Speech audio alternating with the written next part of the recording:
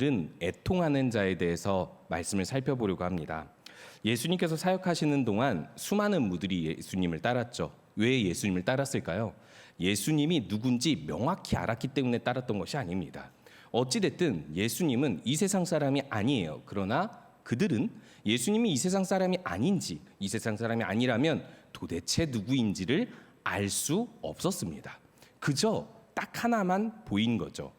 이 세상 사람 같지는 않구나.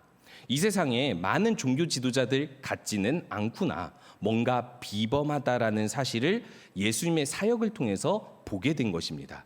예수님의 말씀, 가르침, 예수님의 능력, 예수님의 그 모든 것, 귀신을 쫓아내는 것까지도 이전에 있었던 랍비, 지도자들, 선지자들과 차원이 달랐기 때문에 물론 그들은 그저 세례 요한이나 선지자들 정도라고 나중에 믿는 자들도 있었지만 뭔가 달랐기 때문에 따랐던 것입니다. 또 한 가지 이들이 따랐던 이유가 있죠.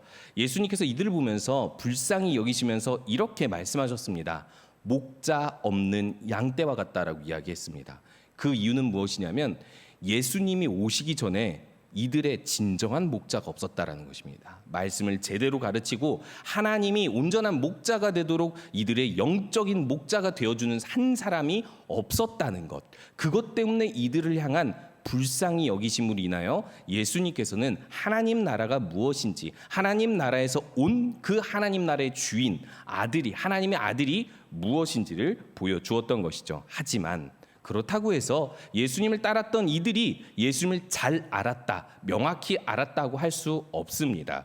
그렇다면 예수님의 이 사역 가운데에서 점점 예수님을 선명하게 알기 시작했던 사람들을 무엇이라 지칭했을까요?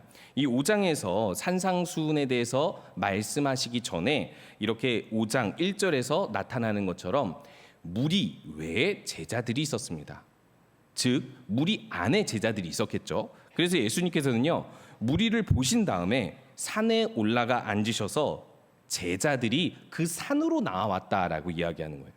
산이라는 것은 고대에는 산이나 탑, 높은 곳에서 신을 찾는 종교들이 많았기 때문에 사실상 이스라엘도 하나님께서 중요한 특별한 말씀을 주실 때, 어떤 복을 선포하실 때 산이라는 장소를 이용하셨습니다. 신의 산에서 이스라엘 백성들에게 나타나시고 부르셨죠. 그리고 신의 산 꼭대기에서 모세는 하나님의 말씀을 계시받게 됩니다. 그뿐이 아니라 이스라엘이 가나안 땅에 도달하면 하나님의 복과 저주를 그리심산과 에발산에서 선포하라고 하시면서 하나님께서 주권자 되심을 이 산에서부터 선포하라고 말씀하셨고, 우리가 역사적으로 봐도 엘리야가 갈멜산 전투에서 하나님만이 주 여호와이심을 보이는 사건, 그 영적인 전투를 갈멜산에서 보여줬기 때문에 산은 특별한 장소이고, 사실상 여기서 나타나는 신약시대의 이 장소, 산은 갈릴리 한 산은 그리 높지는 않지만 예수님께서 분명하게 이런 의미로 이야기하시는 것입니다. 이 산은 이전에 신의 산이나 그 다른 산들처럼 높은 산은 아니라 할지라도 분명히 이 무리들 가운데 구별되어 예수님을 향한 분명한 목적과 헌신을 가진 제자들에게 복을 선포하고 하나님 나라의 가르침을 확실하게 구별된 가르침으로 주기 위해서 이 산으로 불러 모았다라고 마태복음 5장에서는 산상수훈을 이야기하기 전에 이렇게 말씀을 선포하고 있습니다. 그렇다면 여기서 산상수훈이 시작하는 가장 초반부에 있는 이 팔복은 도대체 어떤 복을 선포하는 것일까요? 이 구약 시대에는 하나님께서 복을 선포하실 때 누가 봐도 납득이 될 만한 복들이었습니다. 우리가 생각하는 복들 있죠. 건강이라든지 경제적인 것들, 우리의 일에 수고에 대한 열매가 있다라든지 그런 모든 우리가 납득할 만한 좋은 일들이 복으로 선포가 되었는데, 마태복음 5장에 있는 팔복, 이 팔복의 내용들을 보면 약간 복 같지 않은 것이 세 가지가 드러나고 있습니다. 첫 번째, 심령이 가난한 자. 누가복음에서는 그냥 가난한 자라고 표현하죠. 가난한 자가 복된다. 우리들은 너무나도 자연스럽게 잘 알고 있기 때문에 받아들일 뿐이지 사실상 이것은 받아들이기 어려운 복입니다. 두 번째, 애통하는 자. 애통에 대해서는 좀 이따 설명하겠지만은 애통은 보통의 슬픔이 아닙니다. 이것이 복되다고 말할 수 없고 애통할 지경이면 엄청난 불행과 재앙이 죽기 직전으로 찾아왔다라고 이야기하기 때문에 사실상 이 애통하는 자는 복된 자라고 말하기 어렵습니다. 그리고 마지막에 의를 위하여 핍박받는 자들이 나타나는데 이 핍박받는 자들은 더 설명할 필요도 없이 부당하게 억울한 일을 당하는데 하나님의 의를 위해서 살았더니 이 세상에 억울한 일, 악한 일을 당하는 그런 아주 큰 불행, 가도 같은 것들을 하나님께서 예수님께서 이 산상수훈에서 복이라고 먼저 선포를 하십니다. 그러면 이것이 복이 된 이유는 무엇일까요? 그 뒤에 있습니다. 심령이 가난한 자는 천국이 저희 것이기 때문에 복되다. 너희들이 지금은 하나님밖에 없는 심정으로 하나님 앞에 나와왔는데 그래 너희들에게는 천국이 있어. 그러니까 너희들은 그렇게 가난해도 돼 라고 선포하시는 거예요. 마찬가지죠. 애통하는 자는 하나님의 위로를 받을 것이다 라고 이야기하는데 핍박을 받는 자들에게도 역시 하나님께서 예수님께서 이렇게 선포하십니다. 천국이 저희 것입니다.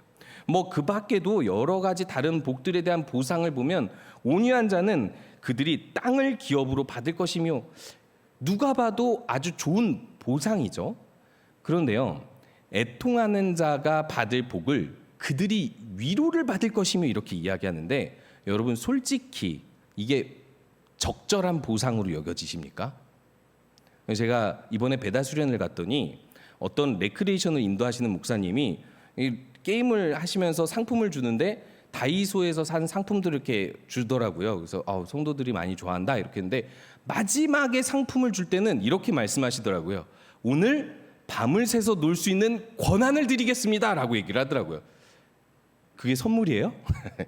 예, 이와 같이 위로를 받는다? 그건 당연한 특권이지. 우리의 당연한 특권인데 그게 어떻게 우리한테 큰 보상이 될 수 있겠어? 애통한다면 애통할 만큼 아주 비참한 상황에 빠졌다는 건데 그게 어떻게 하나님의 위로로 보상이 되겠어? 그건 너무 추상적이고 누구나 받는 보상이기 때문에 그리 뛰어난 보상은 아니다라고 이야기할 수 있습니다.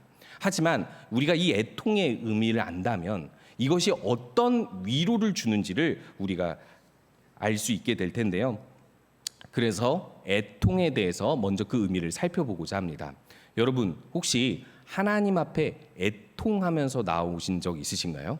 아마 한 번쯤 혹은 좀 오래 사셨다면 2번, 3번 아니면 10번, 100번도 하나님 앞에 나오신 적 있으실 것입니다. 그런데요, 우리가 이 세상에서 당하는 일반적인 고통과 슬픔 때문에 애통하는 모든 것들이 복이 있을까요? 팔복에서 말하는 복이 그런 복일까요? 그런 것이 아닙니다. 우리들은요, 가끔 우리들의 욕심 때문에 그 욕심 나는 것을 잃어버려서 그 목표를 성취하지 못해서 애통하는 경우도 있어요. 그것이 복되다라고 이야기하는 것은 아니겠죠. 오히려 그것은 죄송하지만 애통해야 마땅한 것이라고도 할 수 있습니다. 그러면요, 여기서 말하는 애통은 어떤 것을 이야기할까요? 일단 애통이라는 이 단어 자체가 헬라어에서 슬픔을 지칭하는 단어 9가지 중에서 가장 최고 단계의 슬픔이라고 이야기하고 있어요. 그래서 이 단어는요, 죽은 자, 특별히 사랑하는 사람을 이 세상에서 떠나보냈을 때 그때 애도할 때 하는 그 애통입니다. 그리고 나라를 잃었을 때 극심하게 창자가 끊어질 정도로 고통스러워하면서 슬퍼하는 그것을 여기서 애통이라고 이야기하는데요. 우리가 단순히 슬픔을 가질 만한 일들은 많지만 이렇게 애통하기까지 기도한 적은 사실 많이 없을 것입니다. 그런데 제가 앞에서 이야기했던 것처럼 일반적으로 세상에서 당할 수 있는 불행 때문에 애통하는 것이 이 애통의 의미가 아니라면 도대체 팔복에서 선포하고 있는 애통의 의미는 무엇일까요? 이 애통의 의미를 살펴보기 위해서 먼저 생각해 볼 것이 있습니다. 바로 하나님의 마음입니다. 왜냐하면 여기서 지금 선포하고 있는 팔복은요, 천국 백성 된 자들, 하나님 나라 백성이 된 자들로서 예수님의 제자들에게 선포하는 복이니까 이 애통은 분명히 천국 백성의 삶과 관련이 돼 있을 거란 말이죠. 자, 그러면 한번 질문해 보겠습니다. 천국에는 애통함이 있습니까? 없습니다. 천국에는 애통함이 없는 이유는 너무나 분명하죠. 죄와 죽음이 없기 때문입니다. 죄와 죽음이 없으니까 고통과 슬픔이 없습니다. 고통과 슬픔이 없으니까 애통할 일반적인 슬픔조차도 없는 곳이에요.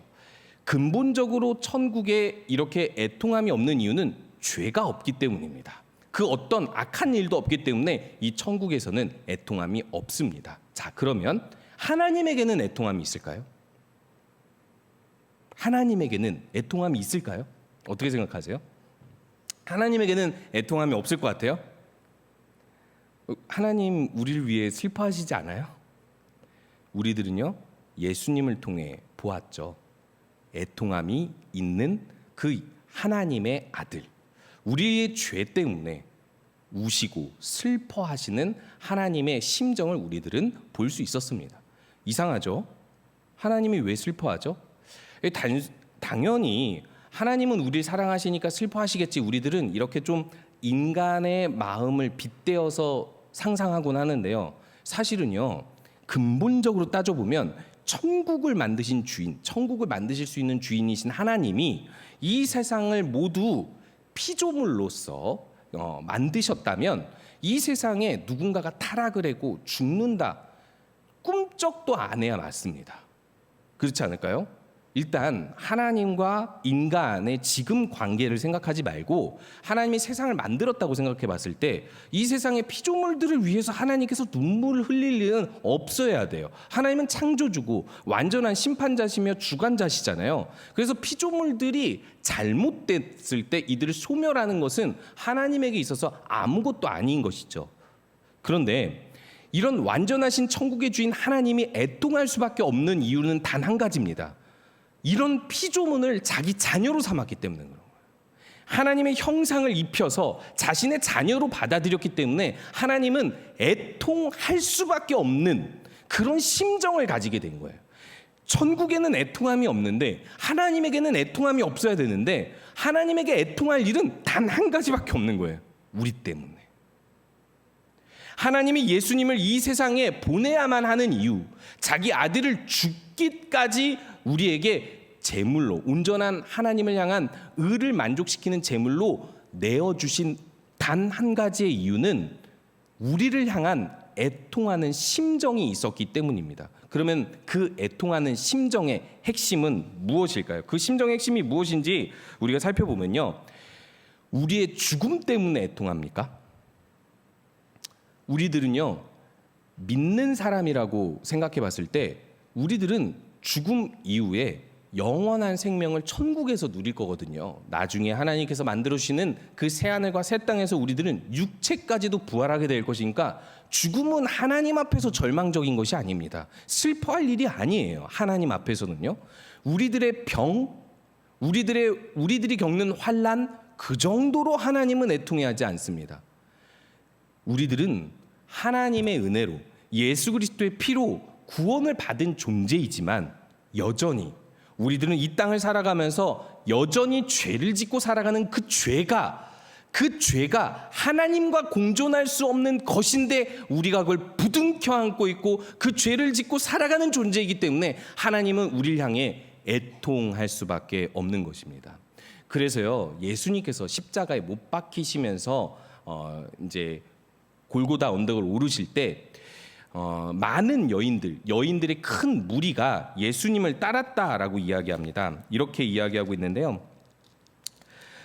그를 위하여 가슴을 치며 슬피 우는 여자의 큰 무리가 따라오는지라. 그 여자들을 향하여 예수님께서 돌이켜 말씀하시는데 뭐라고 말씀하시냐면, 예루살렘의 딸들아, 나를 위하여 울지 말고 너희와 너희 자녀를 위하여 울라라고 말씀하십니다. 왜 울라고 이야기했을까요? 너희들에게 다가올 심판을 슬퍼해라 라고 이야기합니다. 예수님께서 이들의 죄를 사여 주시는데 무슨 심판이 있다고 이들이 자신과 자신 자녀를 위하여 울어야 할까요?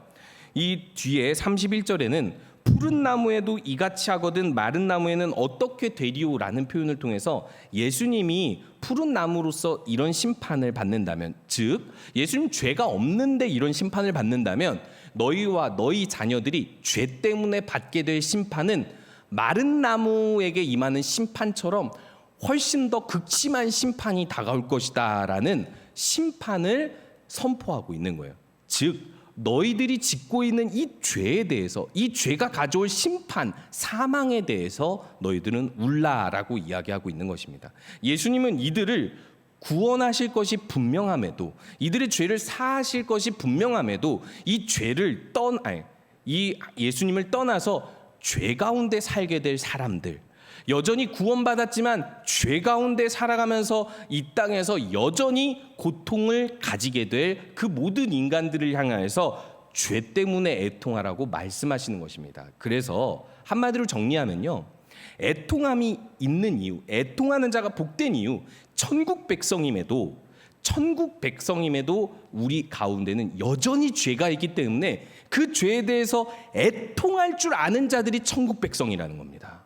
이 죄에 대해서 아주 극심한 고통을 가지고 슬퍼할 줄 아는 그 사람이 바로 천국 백성, 예수 그리스도의 제자라고 이야기하면서, 물론 자신의 죄만 애통하는 것이 아니라 그 의미는요, 이렇게 확대가 됩니다.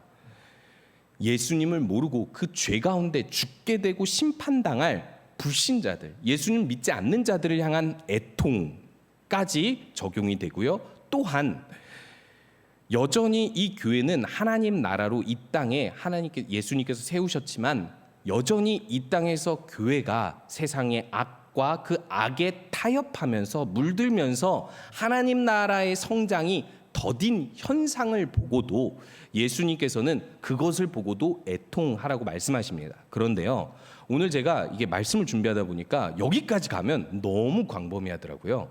그래서 저는요, 오늘 초점을 딱 하나에만 두려고 합니다. 왜냐하면 이거 하나만 깨달으면 우리들은 그 모든 의미로 확대시킬 수 있기 때문입니다. 무엇이냐면, 우리 자신의 죄를 위하여 애통할 줄 알아야 천국 백성이라는 사실입니다. 어떠세요? 나의 죄 때문에 애통해 본 적 있으십니까? 일반적인 슬픔 말고요, 일반적인 회개 말고요, 애통. 제가요, 종종 신기한 일들을 보곤 합니다. 그 신기한 일들이 우리가 기대하는 그런 기적들이 아니라, 제가 한 번은 이런 생각을 가졌어요.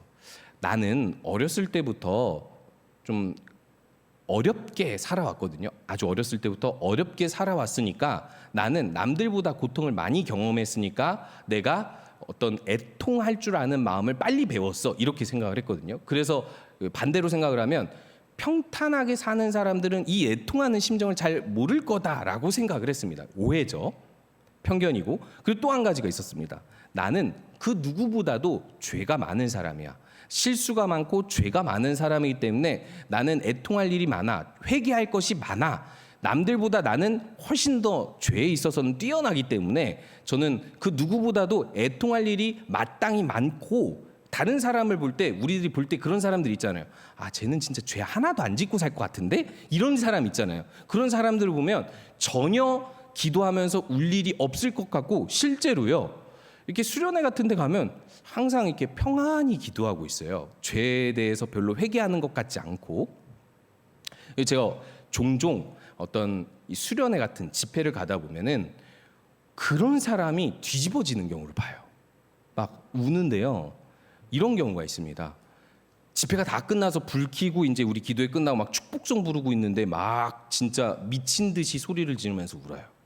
차라리 죄를 지을 만한 사람이거나 어떤 극심한 슬픈 사건이 일어난, 불행한 사건이 일어난 사람이면 이해가 되겠는데, 그게 전혀 없는 사람들이 종종 있습니다. 저는 이게 너무나도 기적 같다라는 생각이 들어요.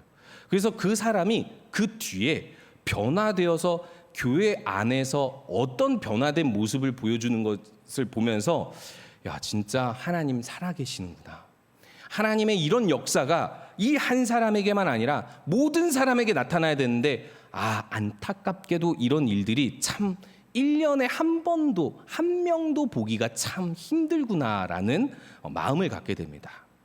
그런 의미에서 우리 좀 이따가 기도하겠지만, 이번 여름 행사 때 수련회를 가잖아요. 이 교육부서 그리고 청년부 등등 여름 행사들이 있습니다. 이 수련회 때 다른 어떤 것보다도요, 모든 우리의 다음 세대의 아이들, 청년들이 애통하게 해달라고 기도하십시오.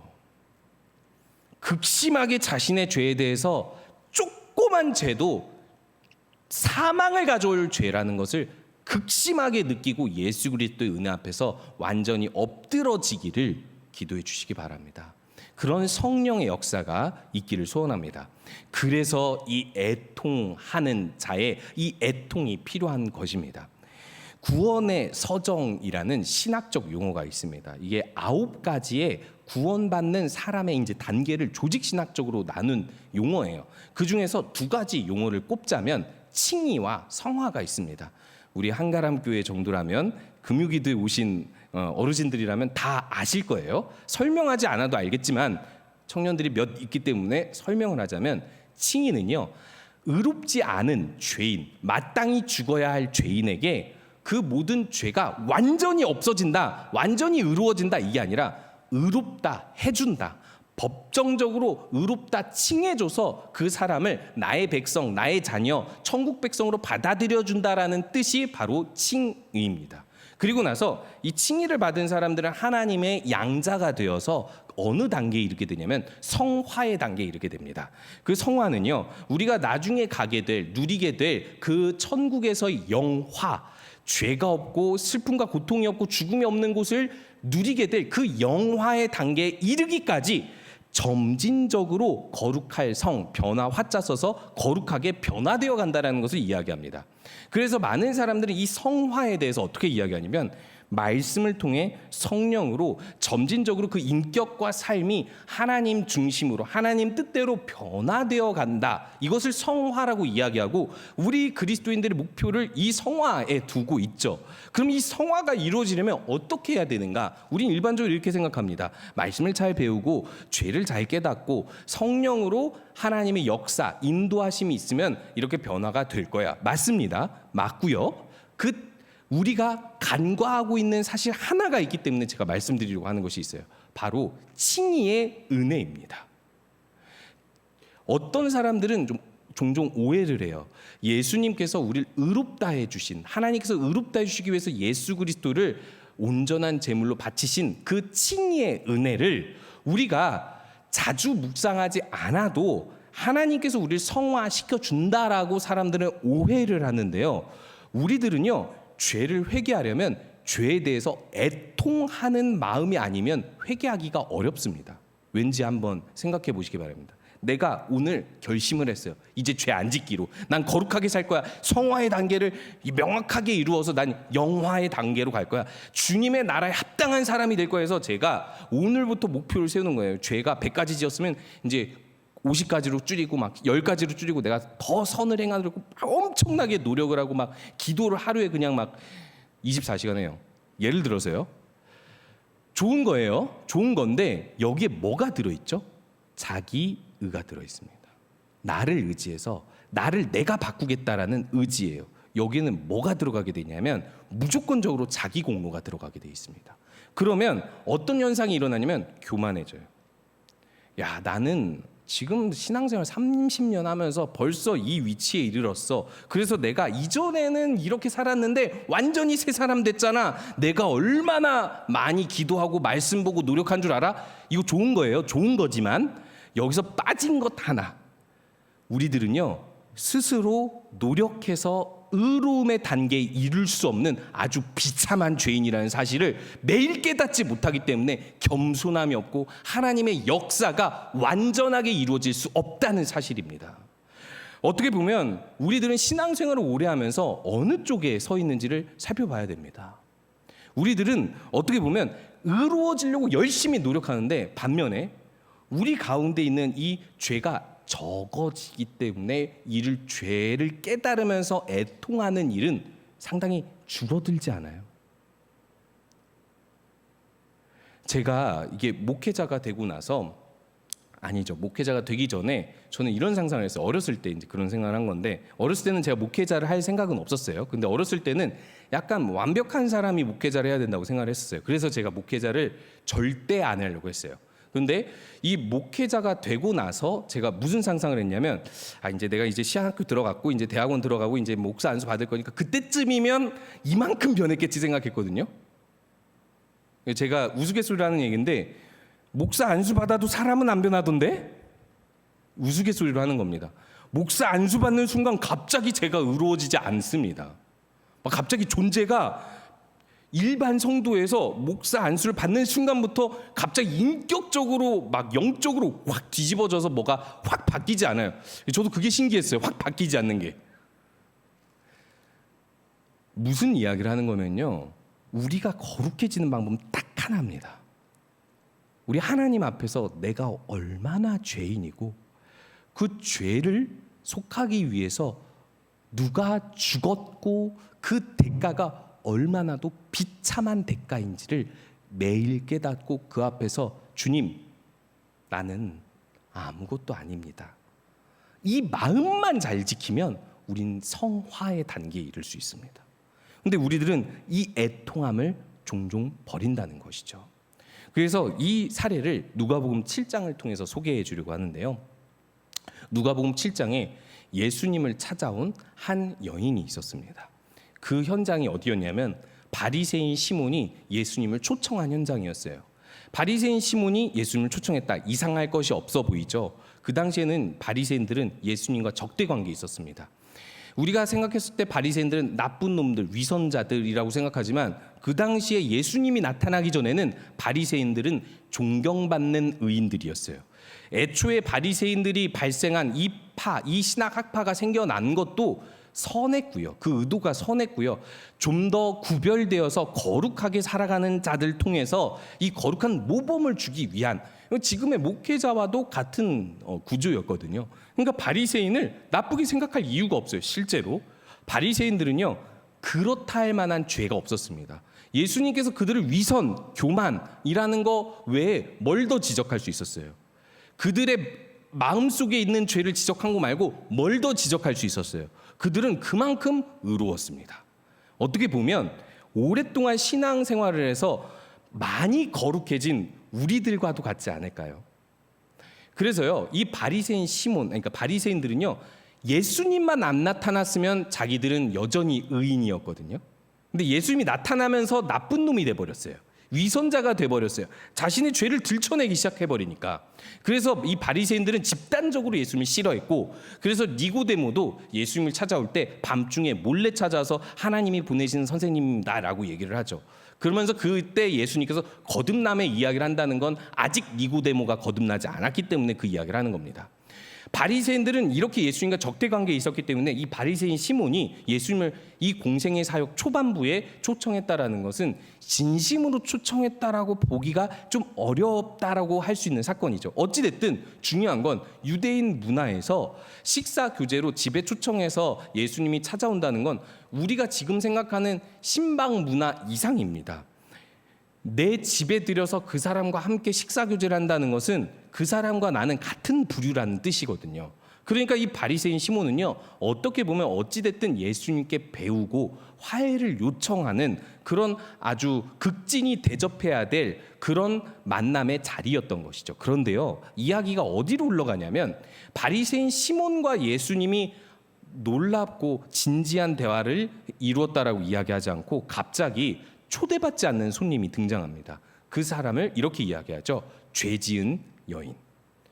죄 지은 여인이라고 신약시대에 표현을 했다라는 건 분명하게 음란의 죄를 지은 사람인데, 이것이 추정하는 겁니다. 음란의 죄를 지었는데 그것이 직업적으로 음란하게 계속해서 죄를 짓는 사람이었는지, 아니면 어떤 음란한 죄를 한 번 지은 것이 있어서 그것이 어떤 과정을 통해 드러나게 된 것인지, 아니면 원래부터 문란하게 살아왔던 사람인지는 몰라도 중요한 건 사회적으로 그 동네에서 누가 봐도 저 여자는 죄인이니까 아무도 저 사람과 대화하지 말고 저 사람 유대인의 예배 가운데 들어오지 못하게 제지하는 그런 사람이었습니다. 이 사람이, 이 죄지은 여인이 바리새인 시몬의 집에 들어와요. 들어올 수 있다라는 게 좀 이상하지 않아요?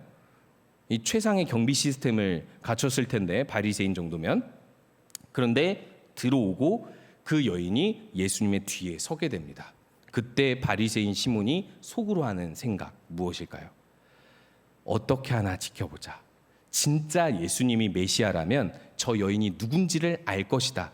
난 그냥 가만히 있을래. 지금 시험하려고 지켜보고 있다라는 것입니다. 그런데요, 이 여인이 갑자기 예수님의 뒤로 서더니 무릎을 꿇고 그 발에 입을 맞추기 시작하는데, 입을 맞추기 시작하면서부터 하염없이 눈물을 흘려서 그 눈물이 마치 수돗물처럼 펑펑 흘려서 발을 다 적시게 되고 그 눈물을 그 여인이 예수님의 발을 눈물로 적신 그 발을 머리카락으로 닦게 됩니다. 그리고 나서 가지고 왔던 향유옥합을 깨뜨려서 다 부어버리죠. 여러분, 이 장면이 가장 이상한 것이 무엇이냐면요, 첫 번째로 향유옥합을 깼다라는 사실입니다. 이 당시의 여성들은 보통 결혼할 때 혼수품으로 이 향유옥합 나든 한 근을 보통 가지고 갑니다. 지금으로 치면은 거의 1,000만 원 정도에 되는 가격이에요. 이걸 어떻게 쓰냐면 결혼할 때 신랑에게 몇 방울 뿌리고, 그리고 결혼한 후에 집에 찾아오는 중요한 손님들에게 몇 방울 뿌립니다. 감람유와 다르게 아주 비싼 향유인 거죠. 그리고 나서 남편이 죽으면 남편이 장사를 지낼 때 그 남편의 시체에다가 이 향유 옥합을 깨뜨려서 다 붓습니다. 자, 그런데 우리가 잘 알고 있듯이 예수님께서 돌아가시기 전에 예수님의 장례를 준비한 여인, 그 여인의 향유 옥합과 다른 의미입니다. 왜? 예수님을 향한 장례가 아니었어요. 이 여인은요, 지금 예수님이 돌아가시기 가까운 때에 이 향유옥합을 깨뜨린 게 아니기 때문에 이 향유옥합을 깨뜨려서 예수님의 발에 부었다라는 건 무엇을 뜻하냐면요, 이제 내가 마지막까지 지켜야 할 이 향유옥합, 이 향유옥합을 다 깨뜨려서 오늘 예수님께 나는 마지막 예배를 드린다라는 뜻을 가지고 있는 거예요. 왜 그럴까요? 이 여인에게 하나님께 나아갈 수 있는 길이 예수님밖에 없었어요. 모두가 죄 지은 여인이라고 알고 있었기 때문에 유대인의 예배 가운데 들어갈 수 없었고, 어떤 방식으로든 이 여인은 종교인들, 그러니까 하나님을 믿는 신자들에게 전혀 받아들여질 수 없었기 때문에 마음속에 회개하는 심령이 있었다 한들 그 회개하는 마음으로 예배할 수는 없었던 것입니다. 그래서 예수님이 세리의 친구, 죄인의 친구라는 소문이 있었고, 그리고 심지어 중풍병자를 치료하실 때 죄사함의 권세가 있다는 것을 나타냈다면, 그 소문이 이 여인에게 들어갔다면, 어쨌든 그 여인은 명확하게 예수님이 누군지는 확실하게 알지는 못했다 할지라도 예수님 밖에는 하나님께로 나아갈 길이 없다고 생각하고 그 발 아래 엎드려서 눈물 흘리며 입을 맞추며 향유옥합을 다 깨뜨려 붓게 되는 것이죠. 그런데요, 여기서부터 예수님께서 하시는 말씀이 바로 이 이야기의 교훈입니다. 예수님이 누굴 부르냐면 바리새인 시몬을 부릅니다. 너는, 보통 유대인들이 손님을 초청할 때 해야 될 3가지를 안 했다라고 이야기하죠. 첫 번째는 입을 맞추지 않았다. 이건 우리가 일반적으로 누군가와 인사할 때 악수하는 거거든요. 악수도 청하지 않았다라는 것이고요. 두 번째, 보통 손님이 집 안으로 들어오면 발 씻을 물을 주거나 종에게 시켜서 발을 씻깁니다. 근데 그것도 안 줬대요. 그 물도 안 줬대요. 너무나도 이상한 일이죠. 손님으로 여기지 않은 것 같아요. 그리고 세 번째, 감람유라는 싼 이 향유를 예수님의 머리에도 붓지 않았대요. 예수님은요, 푸대접을 받은 것입니다. 예수님은 푸대접을 받아 이곳에 왔는데 오히려 죄 지은 여인 한 명이 예수님에게 이 예배를 드리고 있는 거예요. 예수님은 이렇게 극진히 대접하고 있는 거예요. 그래서 예수님께서 뭐라고 이야기하면, 빚을 많이 진 사람과 적게 진 사람 둘 다 탕감해 주었을 때 이 빚을 탕감해 준 사람을 누가 더 사랑하겠느냐 이야기하면서 빚을 많이 진 사람이 더 사랑하게 될 것입니다 라고 이야기하게 되니까 예수님께서 말씀하십니다. 죄가 많을수록 그 사람은 그 죄를 더욱 깨닫고 하나님을 더욱 사랑하게 되어 있다라고 이야기하죠. 이것이 주는 교훈이 뭘까요? 죄를 많이 지으라는 뜻이 아니죠. 바울이 로마서에서 이야기했던 것처럼 죄가 더한 것에 은혜가 더하다라는 표현은요, 죄를 더 많이 지으면 은혜를 더 많이 깨닫는다는 표현은 아닙니다. 물론 이 여인은 많은 큰 죄를 지었기 때문에 이 죄를 명확하게 깨달았겠죠. 그런데요, 예수님께서 말씀하신 이 표현은요, 죄가 얼마나 많든 적든 깨달은 만큼 은혜가 있다라고 얘기를 합니다. 우리가 가지고 있는 은혜가 어떤 은혜를 가지고 있습니까? 우리가 항상 마음속으로 주님이 나에게 주신 은혜를 감사할 때 그 은혜는 무엇에 근거한 은혜입니까? 예수님께서 말씀하신 것은요, 예수님을 통해 그 예수님 앞에 나와 우리가 죄를 깨닫는 은혜가 더해야 한다라고 이야기를 하고 있는 것입니다. 그렇기 때문에 예수님께서는요, 우리에게 말씀하시는 것입니다. 만약 바리새인 시몬과 같이 별로 죄 지은 것이 없다라고 생각을 한다면, 그 죄가 극심하게 애통할 정도가 아니라고 생각한다면 애통하라는 것이죠. 어찌 보면 이 바리새인은 이렇게 생각할 수도 있습니다. 나는 이 여인과 달라. 난 입을 맞추지 않았을 뿐이고 감람유를 안 부었을 뿐이고 발 씻을 물을 안 줬을 뿐이에요. 그게 뭐 큰 죄인데. 어떻게 보면 우리들의 죄도 그렇지 않습니까? 우리가 뭐 큰 죄를 지었어요? 애통할 만한 죄를 지었습니까? 만약에 그런 죄를 지었다면 이 자리에 앉아있기 힘드실 거예요. 이 자리에 앉아있다라는 것은 어찌 보면은 남들과는 이미 더 구별된 삶, 더 선한 삶을 살고 있다라는 거거든요. 그런데요, 우리들은 은근히 우리들의 그 작은 죄에 대해서 애통해하지 않습니다. 그런데요, 우리가 로마서를 계속 묵상하면서 알게 된 사실이 있지 않습니까? 계속 바울이 강조하는 바가 이것입니다. 복음을 통해서 하나님의 의를 우리가 깨달아야 되는데, 그 하나님의 의가 무엇입니까? 죄가 크든 적든 모든 사람은 하나님 앞에 심판을 피하지 못할 진노를 당할 사람들인데, 이 모든 사람이 하나님 앞에서 똑같다라는 것입니다. 사람은 모두 다 거짓되고 참된 자가 없어서 모두가 사망에 이르게 되어 있는데, 예수 그리스도를 통해서 하나님께서 주신 선물은 영생이고, 하나님의 주권적인 선택과 부르심에 의해서 너희들이 아무리 이스라엘일지라도 그 부르심을 거부하면 죄를 용서받지 못하고, 그 부르심 가운데 은혜로 받아들이고 믿으면 그것이 유대인이든 이방인들이든 죄가 많든 적든 의의 법을 따르던 유대인들이든 의의 법조차 몰랐던 이방인들은 똑같이 하나님의 은혜를 받는 사람들이라고 바울은 표현하고 있는 것입니다. 바울이 이야기하는 바가 결론이 뭐냐면요, 다 똑같아요. 다 똑같아.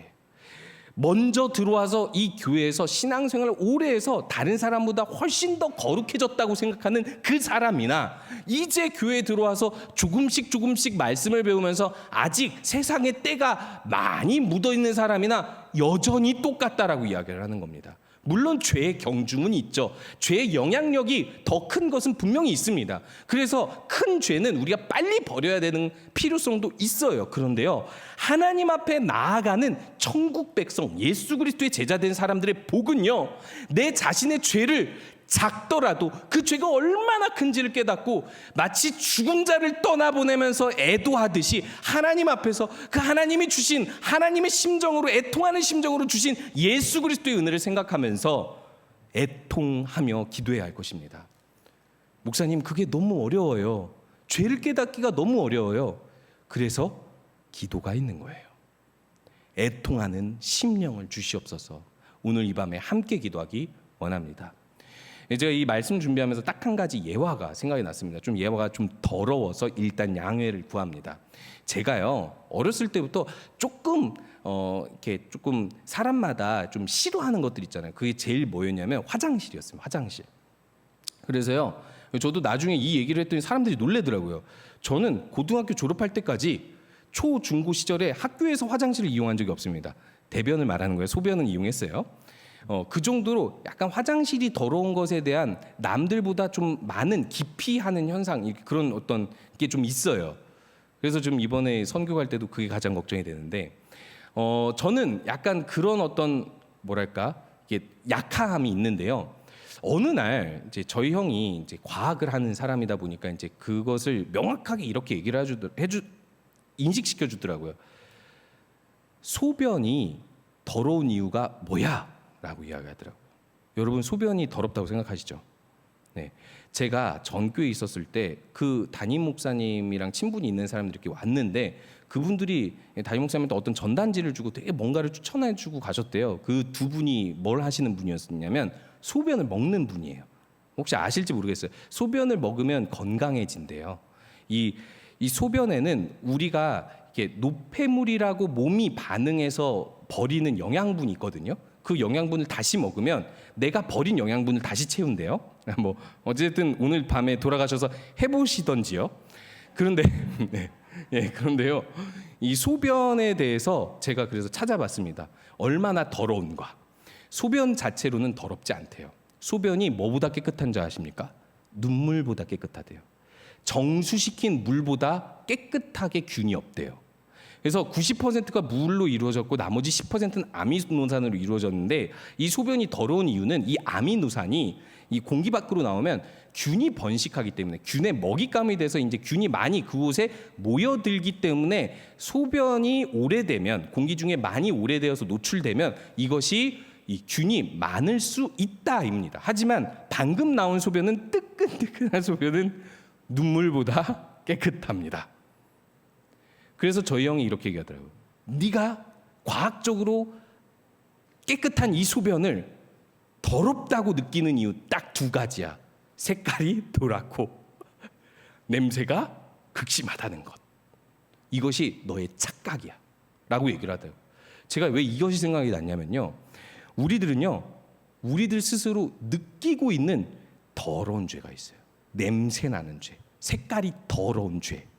그런데요, 우리가 깨끗하다고 생각한 그 죄는 깨끗할까요? 그러면 바꿔서, 자리를 바꿔서 깨끗하다고 생각한 그 죄를 우리가 더럽다고 생각한다면 그것은 우리에게 어떻게 인지가 될까요? 여러분, 침이 더러운가 소변이 더러운가 하면은 사람들은 너무나도 잘 압니다. 침이 더 더럽다고. 그런데요, 이게 코로나 이후에 생긴 인식이에요. 코로나가 무엇을 통해서 전파를 합니까? 비말, 침 등등이잖아요. 그러니까 입에서 나오는 균이 더 더럽고 많다라는 사실이 그 다음부터 확대가 되니까 이 사람들이 뭐 여전히 소변을 더 더럽게 생각하겠지만은 사람들이 이 침, 입에서 나온 것을 더 더럽게 생각하는 일들이 많아졌습니다. 코로나로 인하여서 이 비말, 침이 더럽고 균이 많다, 이 전파력이 강하다라는 것을 우리가 인식해서 마스크를 강제적으로 안 써도 쓰는 경우가 많잖아요. 특별히 어떤 본인이, 예전엔 안 그랬잖아요. 예전엔 우리가 감기 걸렸다고 해서 마스크 쓰고 교회 오지 않았잖아요. 근데 요즘에는 마스크 쓰고 이게 오는 경우가 본인을 방어하기 위해서도 오지만, 내가 조금이라도 감기 증상이 있으면은 남들에게 그것을 전파하지 않기 위해서 우리들은 이전보다 각별하게 이 비말이나 침에 대해서 더럽다라는 인식을 하고 그것에 대해서 더 확실하게 인식을 하게 됐다는 거죠. 제가 이야기하려고 하는 것이 무엇이냐면요, 죄는 더럽습니다. 그런데 모든 죄가 더러운데 왜 우리가 임의대로 이 죄는 덜 더럽고 이 죄는 더 더럽다라고 구분을 할까요? 로마서에서 바울은 다 똑같아, 다 죽음이야, 다 비참해라고 이야기하고 있는데 말이죠.